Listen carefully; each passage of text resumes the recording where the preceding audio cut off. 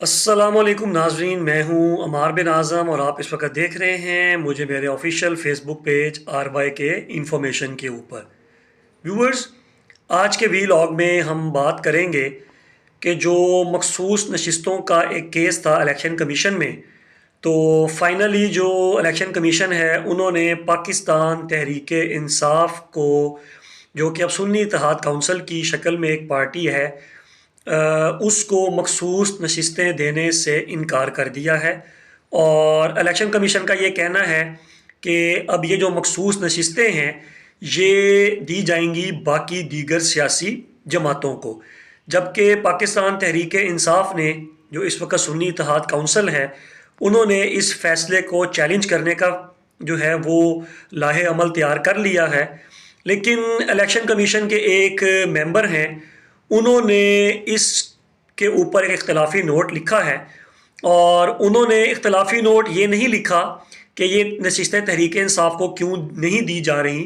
बल्कि उन्होंने इख्तलाफ किया है कि आइन के मुताबिक ये नशिस्तें जो हैं वो आप बाकी दीगर सियासी जमातों में भी नहीं बांट सकते। तो फ़िलहाल जो है ये नशिस्तें खाली रहें, और जब तक इस आइन के आर्टिकल 51 जो है, जिसके तहत इलेक्शन कमीशन ने ये फ़ैसला दिया है, जब तक उसके अंदर पार्लियामेंट तरमीम नहीं कर लेती तब तक ये नशिस्तें खाली रहनी चाहिए। तो व्यूअर्स, मैं आपके साथ बड़ी जल्दी से दो तीन अहम चीज़ें शेयर करूँगा कि इलेक्शन कमीशन की जानिब से जो मुस्तरद करने का फ़ैसला किया है इस पटिशन को PTI की, कि हम आपको मखसूस नशिस्तें नहीं दे सकते, तो उन्होंने अपने जो तहरीरी एक फ़ैसला है उसमें उन्होंने आर्टिकल 51 का जिक्र किया है, जिसमें उन्होंने ये कहा है कि हमने जिस वक़्त कागज़ात नामज़दगी की डेडलाइन 22 दिसंबर से 24 दिसंबर की थी, तो 2 दिन का टाइम हमने इजाफी दिया था। और उस वक़्त जो है वो सुन्नी इत्तेहाद काउंसिल ने हमारे पास किसी भी किस्म की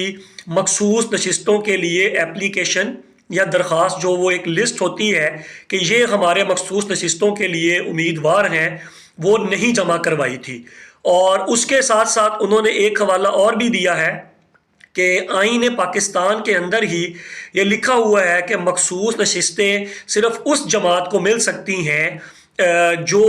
अपनी पार्टी के प्लेटफॉर्म से इलेक्शन लड़कर आए और उसकी एक मखसूस या महदूद जो है नुमाइंदगी कौमी असम्बली में मौजूद हो। तो तहरीरी फैसले में ये लिखा गया है कि चूँकि जो सुन्नी इत्तेहाद काउंसिल है, एक तो उन्होंने हमें जिस वक़्त कागज़ात नामज़दगी जमा करवाए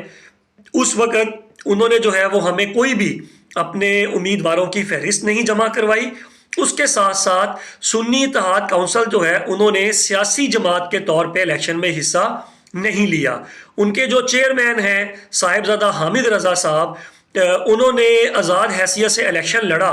और इसलिए अब जो मखसूस नशिस्तें हैं आईन पाकिस्तान आर्टिकल 51 के तहत जो है वो हम मखसूस नशिस्तें जो हैं वो सुन्नी इत्तेहाद काउंसिल को नहीं दे सकते, क्योंकि सुन्नी इत्तेहाद काउंसिल जो है उनकी जानिब से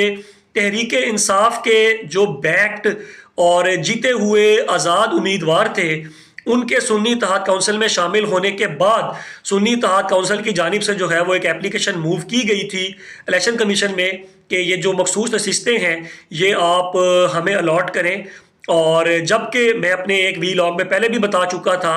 कि कानूनी तौर पे पाकिस्तान तहरीक इंसाफ किसी भी प्लेटफॉर्म के ऊपर इन सीटों के लिए अहल नहीं है, और आइन और कानून के मुताबिक इलेक्शन कमीशन का जो है ये फैसला आया है, और इसके ऊपर अब अगला PTI का लाहे अमल क्या होगा। जिस तरह के मैंने आपको बताया कि उन्होंने इस फैसले को चैलेंज करने का इरादा रखा है, और उस हवाले से उन्होंने लाहे अमल भी तैयार कर लिया है। अब जिस फोरम के ऊपर जाके ये चैलेंज किया जाएगा, जाहिर सी बात है कि वो सुप्रीम कोर्ट होगा। तो अब देखना ये है कि सुप्रीम कोर्ट में PTI को इस फैसले के ऊपर या इस केस के ऊपर किस हद तक जो है वो रिलीफ मिलता है। लेकिन बज़ाहिर इलेक्शन कमीशन का ये फैसला मुकम्मल तौर पे आइन और कानून के मुताबिक है, इसमें कोई दूसरी राय नहीं है। और आप जो है वो ये एक कानूनी चीज़ थी और जो है वो हमने आपके सामने रखी। आप जो है वो अपनी राय का भी इजहार कमेंट सेक्शन में ज़रूर करें, और आप हमारे इस वीलॉग से, हमारी बातों से इख्तलाफ भी कर सकते हैं और इत्तफाक भी कर सकते हैं, लेकिन अपनी राय का इजहार ज़रूर करें। बहुत शुक्रिया।